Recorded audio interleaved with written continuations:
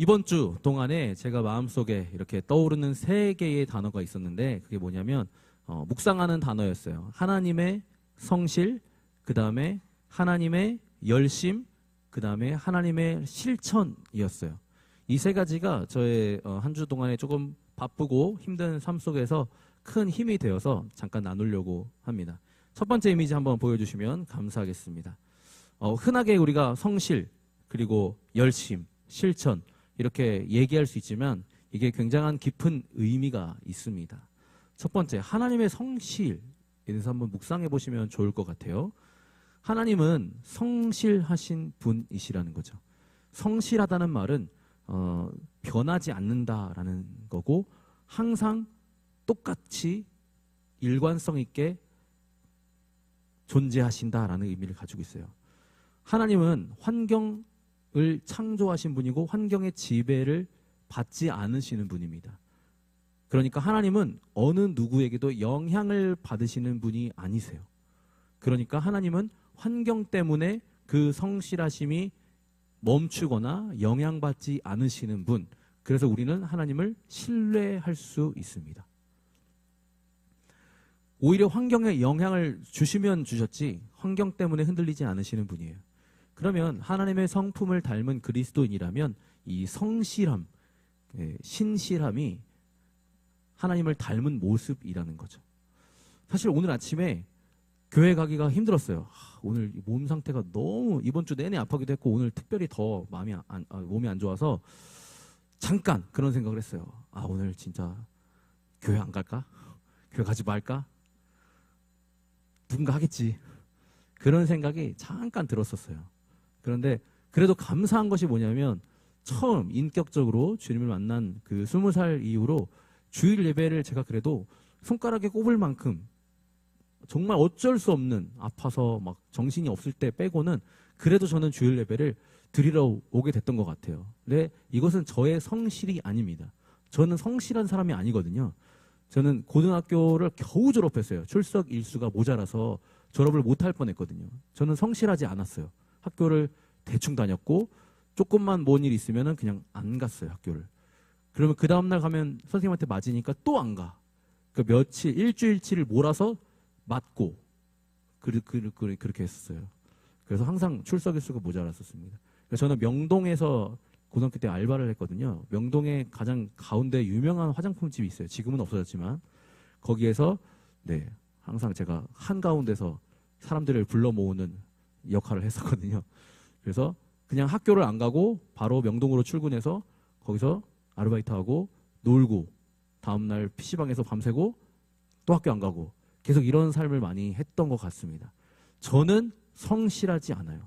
그런데 인격적으로 하나님을 만난 그 이후에 나에게 주일이라는 날이 좀 다르게 와닿았어요. 그래서 이 날은 그냥 최우선순위 예배를 드리는 날이라는 마음이 제 마음속에 굳어졌던 것 같아요. 그래서 불가항력적으로 못 가는 상황이 아니면 항상 우선순위는 저에게는 예배였던 것 같습니다. 그래서 이런 마음을 저에게 주신 거는 저의 성실함이 아니라 하나님의 성실함이다라는 생각이 들었습니다. 그래서 여러분 예배를 항상 우선순위에 놓고 다른 것들을 계획을 짜시면 여러분 신실하신 하나님과 닮아가는 모습이라는 것을 기억하셨으면 좋겠어요. 두 번째는 하나님의 열심입니다.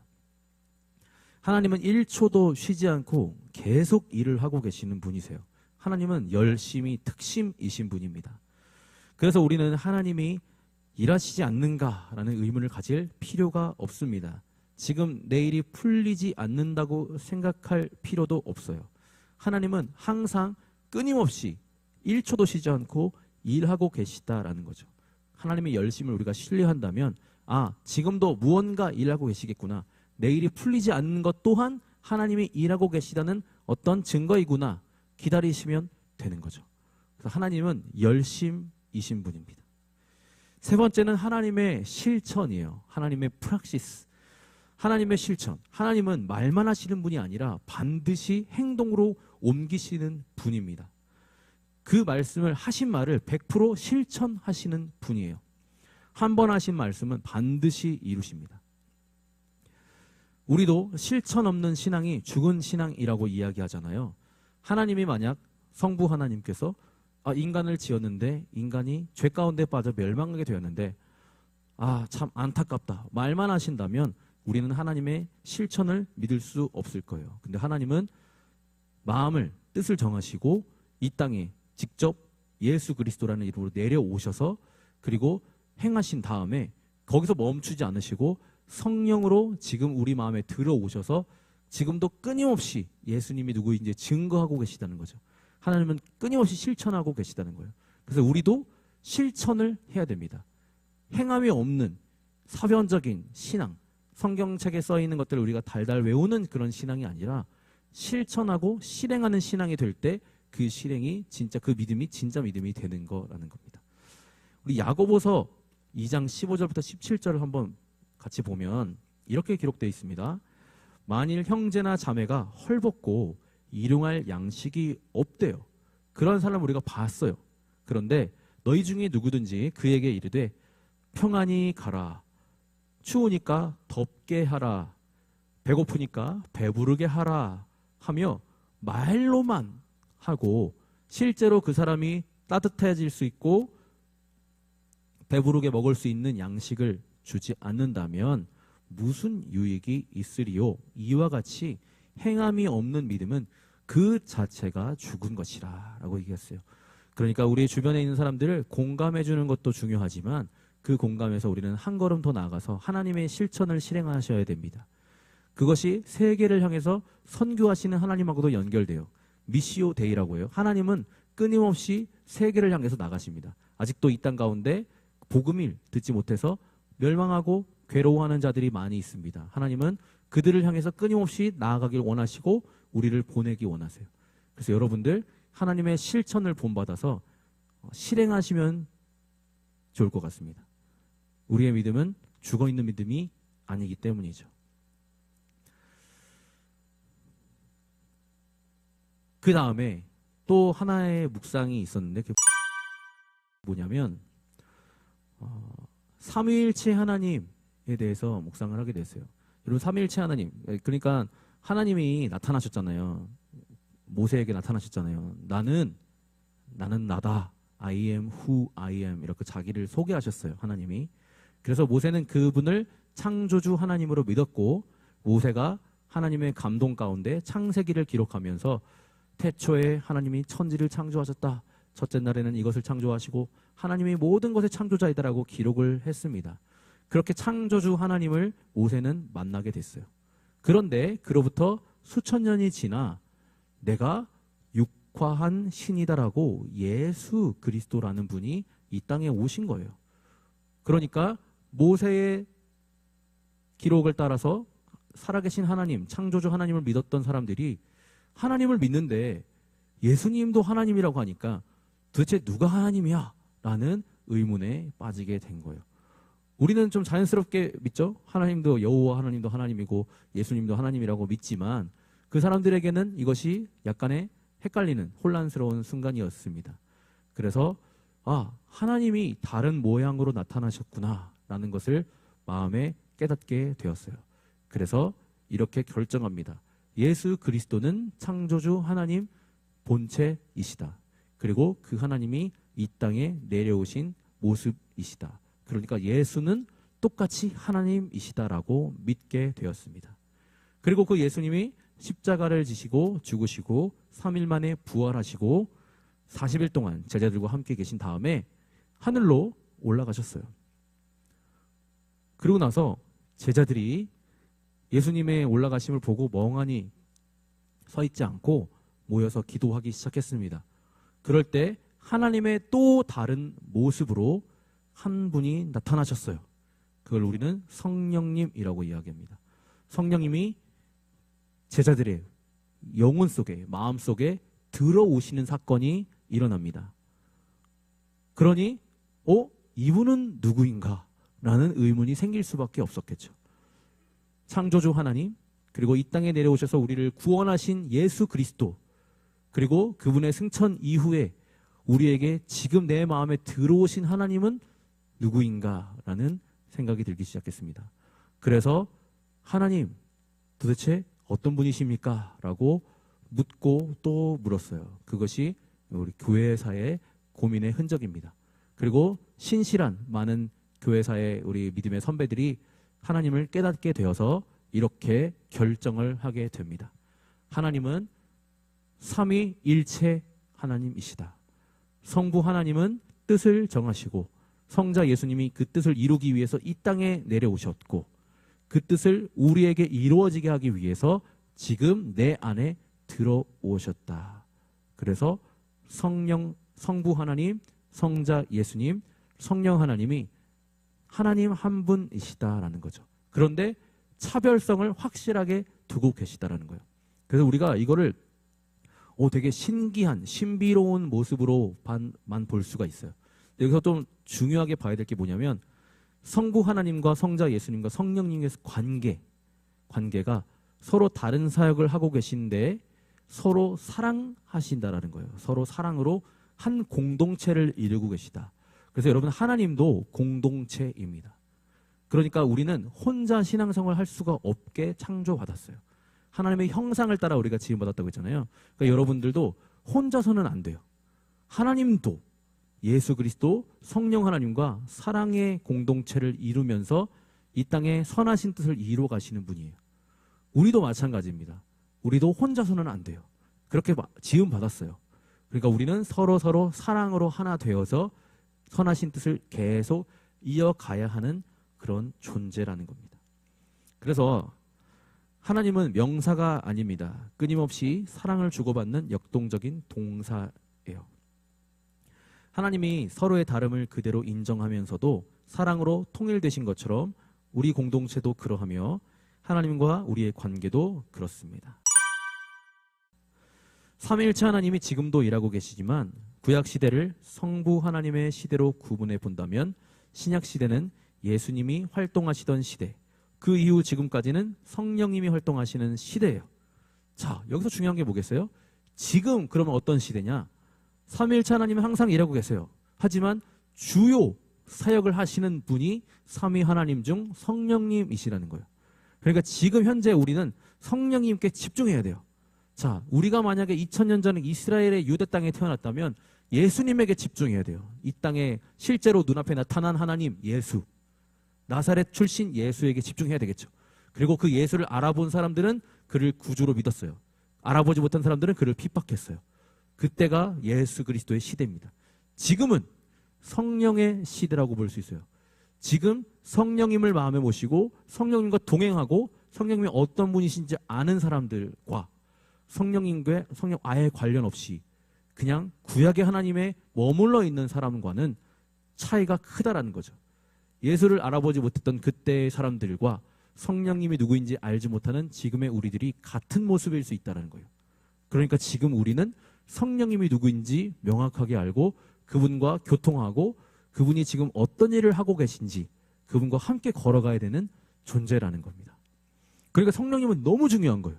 성령님은 작년 이맘때 우리가 안녕하세요 성령님이라고 같이 주제를 가지고 나눴잖아요. 지금도 동행하고 계시죠? 성령님? 그래서 성령님에 대해서 사실 오해가 좀 많이 있을 수 있어요. 와, 성령님이 임재를 그때 말했듯이 그 목장 모임에서 여러분 질문했다고 했잖아요. 성령님 마음에 계십니까? 물어봤더니 안 계시는 것 같은데요. 대부분 다 안 계시는 것 같은데요 라고 대답을 했다고 했는데 다시 오해를 풀었다고 했잖아요. 성령님이 우리에게 오시는 건요. 일단 예수님을 믿게 되면 기본적으로 우리 마음에 들어오시는 것은 확실합니다. 그런데 지금 우리가 집중해야 될 것은 뭐냐? 그 성령이 충만한가입니다. 그래서 성령의 임재와 성령의 충만을 구분할 필요가 있어요. 자, 이미지를 한번 보여주세요. 성령 임재에 관련된 이미지. 자, 성령의 임재는 뭐냐? 우리가 예수님을 구주로 믿을 때, 아, 예수님이 날 구원하신 분이구나 믿어질 때 성령님이 딱 한 번 우리 마음에 들어오십니다. 그러면 다시는 영원히 떠나지 않으세요. 그래서 여러분이 예수님을 구주라고 믿었다면 성령님 지금 여러분 안에 들어와 계시는 것이 분명합니다. 성경에 보면 성령으로 아니하고는 예수님 나의 주라고 시인할 수 없다고 해요. 성령님이 여러분에게 오셔서 예수님이 나의 구주라고 확실하게 증언해 주셨어요. 그래서 여러분이 성령의 임재를 경험한 사람들입니다. 저는 특별한 어떤 체험도 없었는데요. 저는 방언을 말하지 못하는데요. 저는 기적도 못 봤는데요. 환상도 못 봤는데요. 그런 의미가 아니에요. 성령님께서 여러분 안에 예수님이 나의 구주구나 믿어지게 하셨던 것, 그 사건이 여러분에게 있다면 여러분은 지금 성령님을 모시고 계시는 것이 100% 확실합니다. 그리고 그 성령님은 영원히 떠나지 않으세요. 고린도 후서 1장 22절 말씀을 보면 이런 말씀이 있어요. 그가 또한 우리에게 인치시고 보증으로 우리 마음에 성령을 주셨느니라. 성령을 우리 마음에 주셨다는 것, 예수님을 믿었다는 것은 도장을 찍은 거예요. 그러니까 여러분이 예수님을 믿었다는 사실, 성령님이 안에 계시다는 것을 의심할 필요가 전혀 없습니다. 어떤 현상이 드러나지 않아도 아무 상관없어요.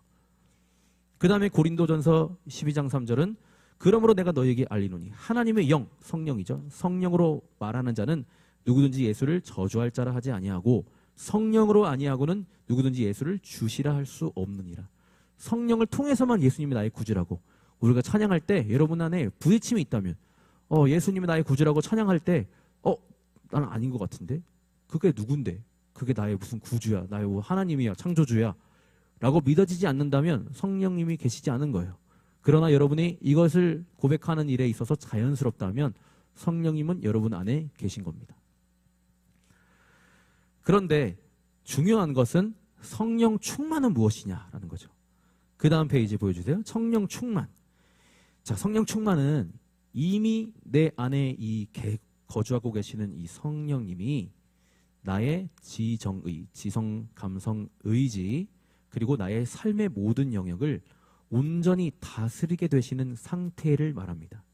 그러니까 성령 충만은요, 지속적이어야 되고 반복적이어야 되고 끊임없이 다이나믹한 역동적인 이어야 되는 거예요. 성령님의 충만은. 그러니까 성령 충만은요, 오늘, 내일, 내일 모레, 매일매일 반복적으로 지속적으로 우리가 의식적으로 일어나도록 기도해야만 되는 겁니다. 그러니까 성령님을 마음에 모셨더라도 성령 충만하지 않을 수 있어요. 그런데 성령 충만해지면 이런 일들이 일어난다는 거예요. 성령 충만해지면 다른 일들, 여러분이 지금껏 보지 못했던 일들이 일어나게 된다는 겁니다. 여러분 성령 충만해보고 싶지 않으십니까? 성령 충만하면 여러분이 상상하지 못하는 일들이 여러분에게 일어난다는 거예요. 하나님의 능력이 여러분을 휘감고 여러분을 통해서 놀라운 일을 행하시는 일들을 보게 돼요. 이게 성령 충만이에요. 자, 성령 충만을 경험한 그리스도인과 이것을 한 번도 경험하지 못한 그리스도인들은 너무너무 차이가 커요. 하나님의 놀라운 능력이 나를 통해서 나타나는 것을 경험하면 깜짝 놀랄 겁니다. 아, 이게 하나님의 능력이구나. 이게 내가 믿는 하나님이구나. 실제를 경험하게 된다라는 겁니다. 그래서 사역할 때 권능이 나타납니다. 에베소서 5장 18절 말씀에 보면 술 취하지 말라 이는 방탕한 것이니 오직 성령으로 충만함을 받으라 라고 되어 있어요. 이 성령으로 충만함을 받으라 라는 충만함을 받으라라는 이야기가 지속적이고 반복적이고 역동적으로 쓰여져 있습니다. 그래서 우리가 예수님을 닮아가는 것, 성령 충만으로 이루어갈 수 있어요. 그리고 우리가 어떤 사역을 할 때 그 사역이 회사 일처럼 행정적으로 돌아가는 일이 아니라 놀라운 기적과 하나님이 생명을 살리시는 일들이 우리가 사역할 때 일어나게 되면 그때가 성령 충만의 증거라고 볼 수 있다는 거죠. 그러니까 우리는 기도하면서 성령 충만을 간구하면서 사역을 해야 되는 거예요. 여러분이 전도를 할 때도, 여러분이 어떤 일을 할 때도, 누군가를 만날 때도, 뭐 찬양을 하던, 뭐 예배를 드리던 어떤 일을 할 때에도 성령 충만을 구하고 성령 충만 가운데 그 일을 하게 되면 여러분을 통해서 놀라운 일들이 일어나요. 그런 경험들을 하게 될 때 이게 진짜 사역이고 이게 진짜 신앙생활이구나라는 것을 깨닫게 되는 겁니다. 그 성령 충만 받으려면 어떻게 해야 되느냐? 말씀에 순종하고 자아를 내려놓아야 돼요. 그러면 한 번에 됩니까 이게? 안 되죠. 그럼 뭘 해야 됩니까? 기도해야 되는 겁니다. 기도를 통해서 성령 충만해질 수 있어요. 기도를 하는데 우리가 지금까지 알던 기도는 이런 기도예요. 하나님, 내 삶에 이러한 필요가 있습니다. 나에게 이것을 주세요. 라고 하는 1차원적인 간구의 기도, 이것 또한 기도입니다. 하지만 성령 충만을 구하는 기도는 차원이 높은 기도예요. 신앙생활을 깊게 하고 싶다면 성령 충만을 구하는 기도를 하시면 돼요. 그러면 하나님 저에게 성령 충만함을 주세요. 저의 삶 속에 하나님의 능력이 나타나기 원하고 제가 만나는 사람마다 하나님의 놀라운 기적을 일으키기 원하고 예수님 시절에 일어났던 놀라운 일들이 지금 내 눈앞에도 일어나길 원합니다. 저에게 성령 충만함을 주세요. 라고 여러분이 기도한다면 하나님께서 이런 응답을 주시는 거예요. 너를 내려놓아라. 너를 내려놓아라. 기도하면 나를 내려놓게 돼요. 언제까지 기도하느냐? 내가 내려놓아질 때까지. 제가 이 사실을 깨닫고 너무나 기뻤어요.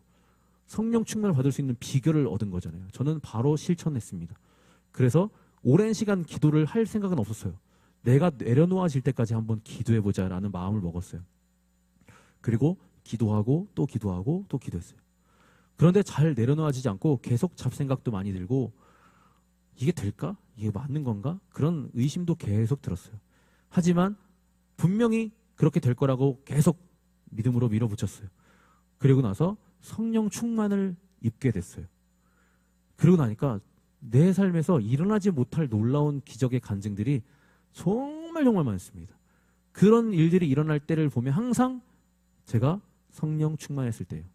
내 자신이 없어지고 하나님이 나를 온전히 지배했을 때 놀라운 일들이 계속적으로 일어나게 되었습니다.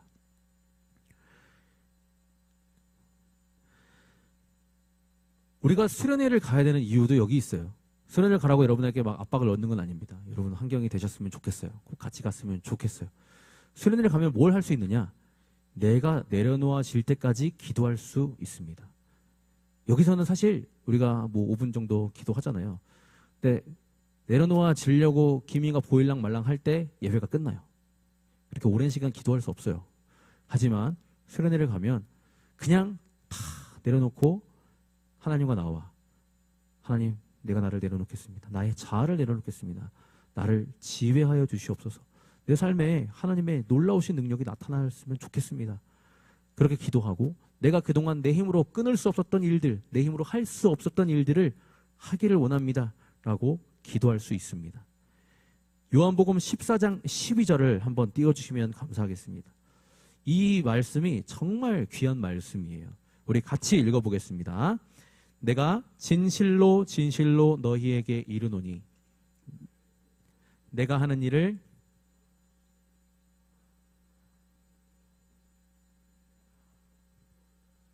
되게 신기한 이야기죠. 예수님이 우리에게 이런 말씀을 하신 거예요. 내가 하는 일을 너도 할 것인데 너 나보다 큰 일을 하게 될 거야. 예수님이 우리에게 그런 말씀을 하신다는 거예요. 예? 제가요? 제가 예수님보다 큰 일을 어떻게 할 수 있습니까? 제가 이단인가요? 제가 사입인가요? 이렇게 물어볼 수 있어요. 근데 예수님이 이렇게 말씀하셨다니까요. 내가 하는 일을 너도 할 것이고 나보다 더 큰 일을 할 수 있어.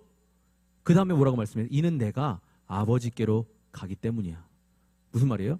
예수님이 아버지께로 돌아가신 후에 누가 오셨어요? 성령님이 우리 안에 오셨죠. 그러고 나면 주님이 하셨던 일을 우리도 할 수 있다는 거예요. 아, 그건 예수님이니까 하셨겠죠. 아니에요. 우리도 할 수 있습니다. 그리고 그보다 큰 일을 할 수 있대요. 자, 예수님이 하신 일이 뭐예요? 12명의 제자를 만드셨습니다. 그리고 그 제자를 보내셔서 땅끝까지 복음을 전파하도록 하신 일이 예수님이 하신 일이에요. 이게 어떤 크기의 사역의 어떤 규모를 이야기하는 건 아니지만 주님의 의도는 이거였던 것 같습니다. 나는 12명의 제자를 파송해서 복음의 씨앗을 뿌렸다면 너는 땅끝까지 온 세계의 복음을 전하는 자로 쓰임받을 수 있어. 그러면 나보다 더 큰 일을 하게 되는 거야. 이렇게 예수님께서 말씀하신다는 거예요. 여러분 안에 그런 소망을 품으셨으면 좋겠어요. 아, 제가 무엇을 할 수 있겠습니까? 아, 그렇지, 나는 못하죠. 그런데 성령 충만하면 주님이 하시는 일들을 우리가 할 수 있고 그보다 큰 일들, 땅끝까지 복음을 전하는 일을 하실 수 있다는 거, 할 수 있다라고 주님이 말씀하셨다라는 거예요. 다른 사람이 말한 게 아니라 예수님이 직접 입으로 말씀하셨다라는 겁니다. 그러니까 성령 충만해야 되는 거예요. 우리는 성령 충만 꼭 해야 됩니다. 성령 충만할 수 있는 길은 뭐라고요? 기도해서 나를 내려놓는 것. 하나님이 나를 완전히 나의 지성과 감성과 의지를 지배하시는 것. 그래서 우리 찬송가 가사처럼 세상과 나는 간 곳 없이 사라지고 기도 중에 그러한 순간들이 옵니다. 처음에는 내 자아와 싸우는 기도, 내 육신의 소욕과 싸우는 기도였는데 시간이 지나면 지날수록 내가 없어지고 내 안에 계신 성령 하나님, 하나님이 가득 나를 지배하시는 경험을 하게 돼요. 그러면서 성령의 감화와 감동, 성령의 지혜, 놀라운 것들이 막 나에게 임하는 것들을 경험할 수 있게 됩니다. 내 앞에 놓인 일들이 다르게 보이기 시작해요. 할 수 있을 것 같다는 생각이 들어요. 그리고 실제로 그곳으로 나아갈 때 하나님의 놀라운 역사가 일어나는 것들을 실제로 경험하게 되는 겁니다. 그래서 하나님은 실천하시는 분이에요. 그래서 우리가 한번 돌파의 계기로 삼았으면 좋겠습니다. 더 이상 내가 돌파되지 못하는 제자리 걸음하고 있는 그 순간들을 돌파하는 그 순간들이 이 기도를 통해서 이루어졌으면 좋겠다라는 생각이 들었어요.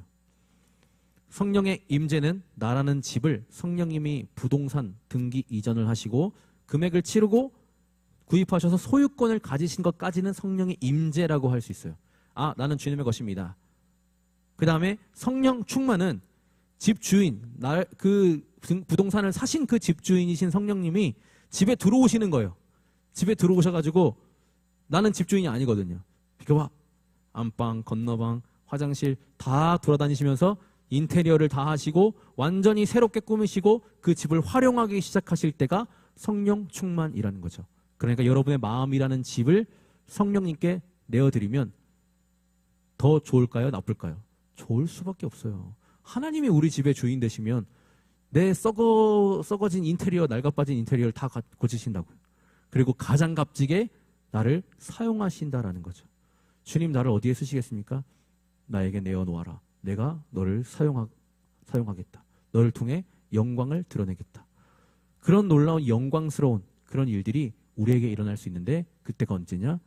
성령 충만할 때라는 겁니다. 사도행전 1장 12절부터 14절 말씀에 실제로 성령 충만하기 직전의 상황이 나옵니다. 제자들이 예수님이 올라가셨어요. 승천하셨어요. 두려워서 떨고 있습니다. 감람원이라 하는 산으로부터 예루살렘에 돌아와서 이 산은 예루살렘에서 가까워 안식일에 가기 알맞은 길이라 들어가 그들이 유하는 다락방으로 들어갔어요. 120명 정도가 들어갔습니다. 아직 성령 충만하기 전이에요. 베드로, 요한, 야고보, 안드레와 빌립, 도마와 바돌로메, 마테오와 알페오의 아들 야고보, 셀로신 시몬, 야고보의 아들 유다가 다 거기 있었대요. 여자들도 있었고 예수님의 어머니 마리아도 있었고 예수님의 동생들도 거기 다 있어서 오로지 기도에 힘쓰니라. 여기서 계속 기도에 힘썼다는 거예요. 자아를 내려놓는 시간을 가졌다는 거예요. 언제까지? 성령의 충만이 임할 때까지. 내가 사라지고 하나님이 나의 집에 들어오셔서 완전히 지배하시는 경험을 하게 될 때까지 계속 기다렸던 거예요. 기도하면서, 기도에 힘쓰면서. 그리고 사도행전 2장 1절부터 4절에 그 일이 일어나게 되는 겁니다. 오순절 날이 되었어요. 그 날에 그들이 다 같이 그곳에 또 계속 기도하고 있었어요. 그런데 갑자기 하늘로부터 급하고 강한 바람 같은 소리가 났대요. 어떤 소리였을까요? 영적으로 났던 소리였겠죠. 막 바람 같은 이런 소리가 들리고 그들이 앉은 온 집에 가득하여 마치 불의 혀처럼 갈라지는 것들이, 그러니까 불이 막 혓바닥처럼 막 갈라지면서 그게 보였대요. 눈앞에 보였대요. 각 사람 위에 하나씩, 그 혀의 줄기 하나하나들이 각 사람 위에 하나씩 머물러 임하였대요. 그러고 나서 어떻게 돼요?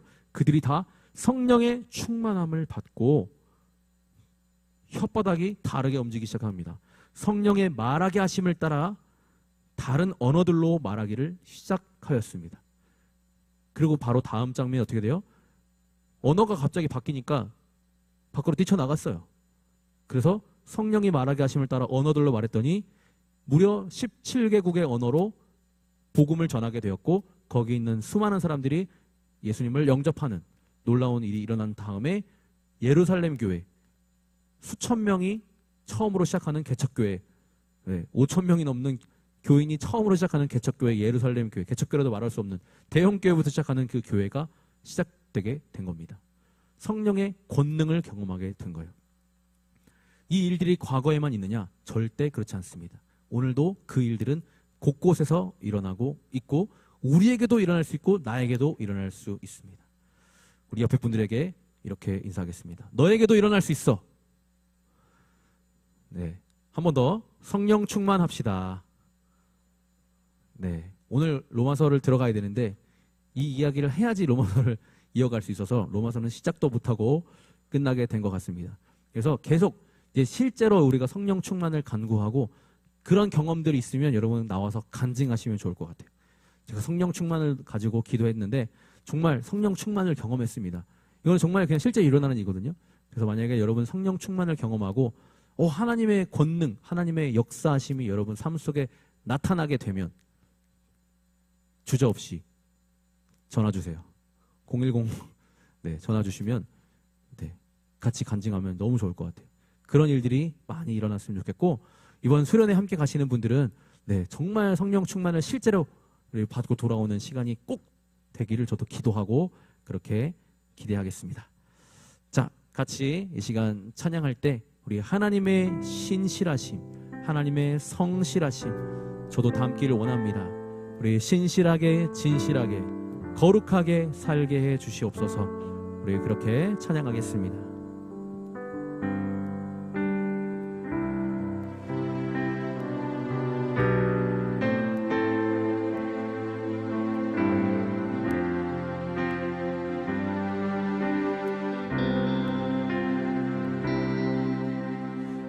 신실하게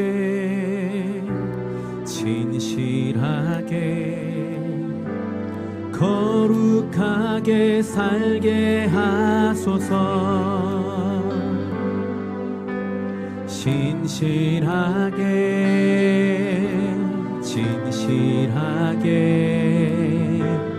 거룩하게 우리 하나님의 성실하심을 바라보면서 다시 한번 신실하게 진실하게 신실하게 진실하게 거룩하게 살게 하소서.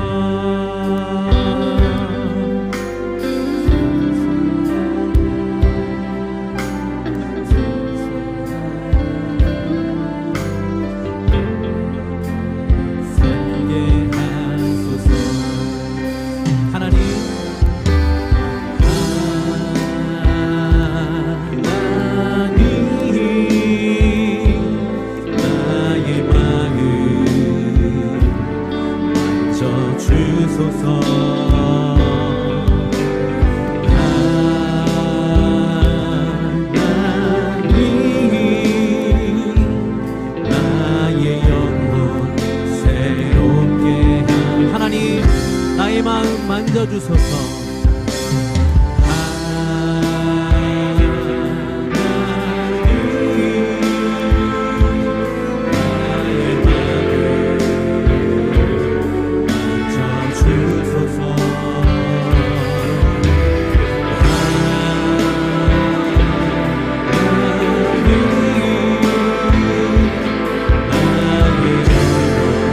한 번만 더 부탁합시다. 하나님 나의 마음 만져주소서.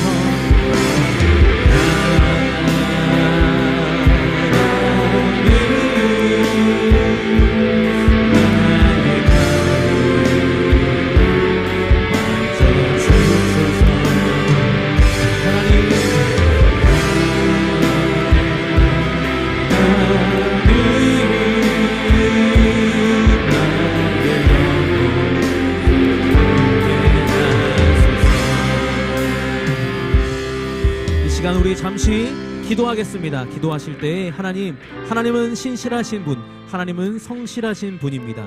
또한 하나님은 1초도 쉬지 않고 일하시는 분입니다. 그리고 하나님은 말씀만 하시는 분이 아니라 이 땅에 직접 내려오셔서 그 말씀을 이루시고 성령으로 지금 우리 말씀을 적용하시는 분이십니다. 그 하나님의 신실하심을 따라서 우리도 신실하게 하여 주시고 우리도 열심내게 하여 주시고 우리도 실천하게 하여 주시옵소서. 특별히 하나님 그 일을 행하게 하시는 분은 성령님이십니다. 하나님 우리의 자신을 내려놓고 하나님께 우리의 마음을 우리의 삶을 내어놓기를 원합니다. 내 삶이 더 좋게 바뀌어지는 것은 하나님께 내어드리는 것입니다. 내가 움켜쥐지 않게 하시고 성령 하나님께 나를 내어드려서 하나님의 놀라운 역사와 권능이 나의 삶을 통해 나타나서 생명을 살리고 하나님의 영광을 드러내는 나의 인생이 되게 해달라고, 성령 충만한 삶이 되게 해달라고 우리 함께 기도하며 나아가겠습니다. 살아계신 하나님 감사합니다. 성령으로 충만하기 원합니다. 성령 충만하기를 원합니다. 하나님은 신실한 일하신 분이십니다. 하나님은 쉬지 않고 일하시는 분입니다. 하나님은 말씀만 하시는 것이 아니라 실천하시는 하나님이시기에 우리도 그 하나님의 실천하심을 따라 오늘 생각이 원합니다. 하나님의 신실하심을 따라 오늘 신실하게 원합니다. 하나님 언제나 변함이 없으신 하나님, 그 변함없으신 하나님의 신실하심으로 우리도 신실하게 하여 주시옵소서. 하나님, 지금은 성령의 시대입니다. 성령이 우리 안에 임재하셔서 예수 그리스도를 주라 시인하게 하셨습니다. 이제 하나님 우리의 자아와 우리의 모든 삶의 집을 주님 앞에 내어놓기를 원합니다. 성령 있게 내어드리기 원합니다. 성령으로 충만하기 원합니다. 그 삶 속에서 하나님의 권능이 드러날 수 있도록, 성령을 통한 하나님의 놀라운 역사가 드러날 수 있도록, 생명을 살리는 일이 나를 통하여 일어날 수 있도록 우리의 삶과 우리의 사역 가운데 성령님 권능으로 역사하여 주시옵소서. 나를 내려놓는 시간들 가해 주시옵소서. 하나님, 우리가 기도할 때에 나를 버리고 나의 자아와 욕심을 내려놓고 하나님께 온전히 맡겨드릴 수 있는 우리의 기도가 되어질 수 있도록 도와주셔서 하나님, 우리가 성령 충만을 힘입게 하여 주시옵소서. 성령의 충만을 힘입게 하여 주시옵소서. 하나님의 놀라운 기적을 보게 하여 주시옵소서. 하나님의 놀라운 일들을 보게 하여 주시옵소서. 하나님 감사드립니다. 주님 감사드립니다. 하나님, 그날의 그 역사가 오늘 우리에게 일어나게 하여 주시고 우리의 삶 가운데 일어나게 하여 주시옵소서. 하나님 감사드립니다. 성령 하나님, 성령 하나님, 우리 안에 충만하시옵소서. 우리를 온전히 다스리시고 통치하여 주시옵소서. 우리를 통치하시는 하나님께 우리의 삶을 내어드립니다. 주님 받아주시옵소서.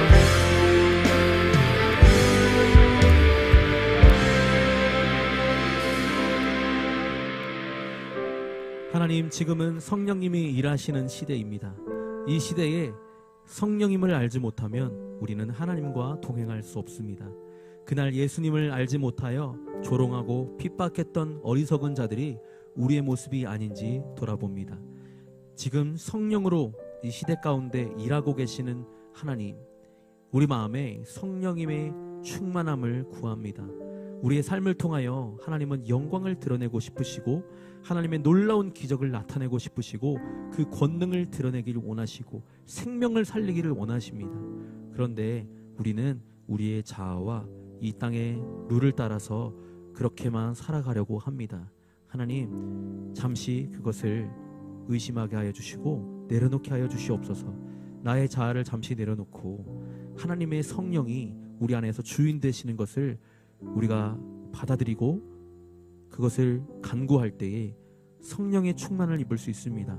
성령 충만하면 주님 말씀하신 것처럼 나를 믿는 자는 내가 하는 일을 그도 할 것이요 또한 그보다 더 큰 것도 하리니 이는 내가 아버지께로 가미니라 하고 말씀하셨습니다.